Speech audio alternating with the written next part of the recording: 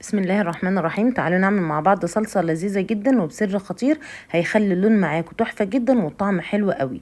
شوفوا ما شاء الله اللهم بارك، احلى من الجاهزة بكتير وانضف بمراحل وارخص كمان زي ما انتوا عارفين. تعالوا نسمي ونصلي على الرسول وندخل على وصفتنا النهاردة. معانا كمية الطماطم اللي انتوا شايفينها دي، اهم حاجة الطماطم تكون حمرا وكبيرة ومستوية زي ما انتوا شايفين كده. بشيل القمع بتاعها وبقطع الطماطمايه نصين كده وبحطها زي ما انتوا شايفين بالشكل ده. كل 3 كيلو طماطم بياخدوا معانا واحدة من البنجر متوسطة وربع كيلو من الفلفل الأحمر. أهم حاجة الفلفل الأحمر بشيل البذور بتاعته والعرق الأبيض بتاعه عشان ما يفتحش معايا الطماطم. خلاص كده برفع حلة الطماطم معانا دي على النار، ومجرد ما تغلي بهدي عليها النار واسيبها لحد ما تستوي كويس جدا. وبعد ما تستوي لازم تبرد برضو معانا عشان اقدر اضربها.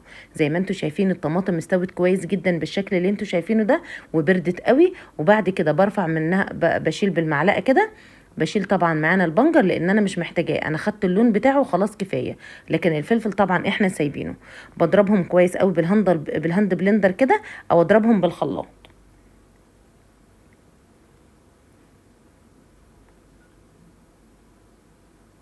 بعد ما ضربتها كويس قوي بالشكل اللي انتوا شايفينه هبدأ بقى اجيب مصفى واصفيها. احط الطماطم بقى في المصفى وابدا اصفيها بالشكل اللي انتوا شايفينه ده، واشيل منها اي بذور او شوائب بالشكل اللي انتوا شايفينه ده. بشيل البذور او الشوائب او اي الياف موجوده فيها عشان تكون صافيه جدا وتكون كويسه معايا. وكمان البذور والقشر بتاع الطماطم بيبقى وحش جدا في اي طبيخ معانا، بيبقى باين وفي نفس الوقت بيتعب معانا المعده، يبقى غلط جدا على معدتنا. خلاص انا كده صفيت كل الطماطم وكل الكميه.